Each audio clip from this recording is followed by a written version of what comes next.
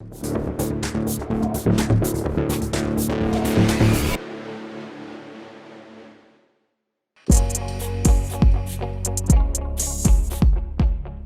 que nos están diciendo acá es que cuando yo sumo 5 números, el promedio es 30.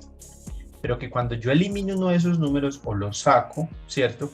El promedio ya no es 30, sino que el promedio ahora es 36. Tenemos que averiguar cuál fue ese número que se sacó. ¿Listo? Para resolverlo, entonces vamos a utilizar la definición de promedio. Recordemos que la definición de promedio lo que me dice es lo siguiente, que un promedio es igual al aporte de cierta cantidad de elementos, entonces vamos a llamarlo por acá, de esta manera, ¿cierto? Esto es lo que aporta cada elemento, dividido entre el número de elementos que realizó ese aporte. Esa es la definición de promedio. El aporte de cada uno de los elementos dividido entre el número de elementos. Entonces, fijémonos lo que nos dicen aquí. El promedio de 5 números es igual a 30. Entonces, 30 va a ser igual a la suma de 5 números. Entonces, vamos a llamarlos N1 más N2 más N3 más N4 más N5. Ese es el aporte de cada uno de esos números. ¿Pero cuántos números estoy sumando en este caso? 5. Esto es lo que nos quiere decir el promedio de 5 números es igual a 30. 30, ¿cierto? Que es el promedio, es igual a la suma de 5 números. El aporte de esos números que son N1, N2, N3, N4, N5, dividido entre la cantidad de números 5. La segunda parte nos dice, al ser eliminado uno de estos números, el promedio de los números restantes es 36. ¿Qué quiere decir esto? Que 36 es igual a la suma de 4 números. N1 más N2 más N3 más N4 sobre 4. ¿Por qué entre 4? Porque estoy sumando 4 números. Entonces fijémonos en algo.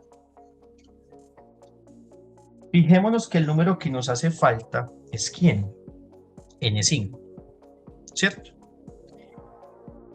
Yo puedo saber cuánto suman estos 5 números.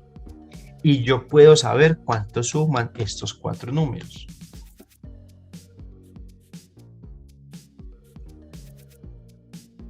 Entonces, como lo venía diciendo, yo puedo saber cuánto suman esos 5 números y yo puedo saber cuánto suman estos 4 números, ¿cierto?